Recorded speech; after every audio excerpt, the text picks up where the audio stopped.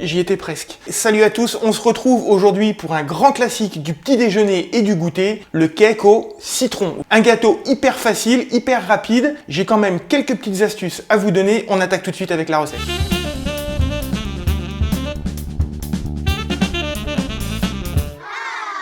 Alors j'ai posé les citrons, j'ai récupéré les œufs, mais je vais même pas essayer de jongler avec. Je vais juste mettre les jaunes dans un saladier, les blancs dans un autre. Et ce que je vais faire, c'est que je vais monter les blancs en neige et fouetter les jaunes avec 120 g de sucre blanc. Un fouet, ça c'est facile, j'allais dire c'est facile, oui c'est facile. Et je fouette, donc je blanchis les jaunes avec le sucre. Voilà, donc là le mélange est bien blanchi.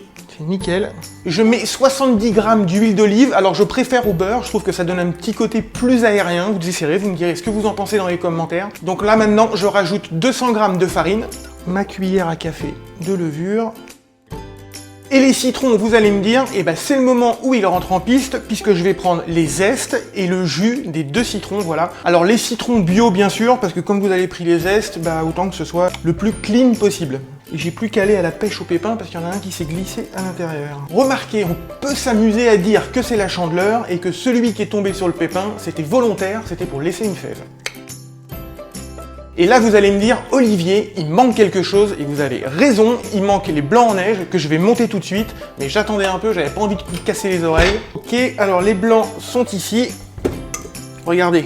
C'est nickel. Je vais les ajouter dans la préparation, dans la pâte, donc en plusieurs fois. Il faut bien les incorporer pour pas que ça écrase les blancs. Voilà, il faut vraiment garder la texture aérée. C'est vraiment indispensable.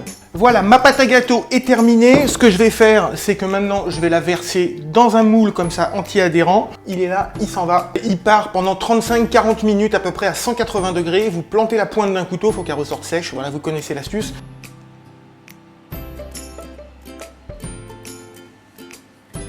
Ce gâteau, vous pouvez le conserver pendant quelques jours en le mettant dans un film plastique à la maison, mais à mon avis, il fera pas long feu. Je vous dis à bientôt pour une prochaine recette en vidéo et dites-moi en commentaire ce que vous en avez pensé. À bientôt, ciao.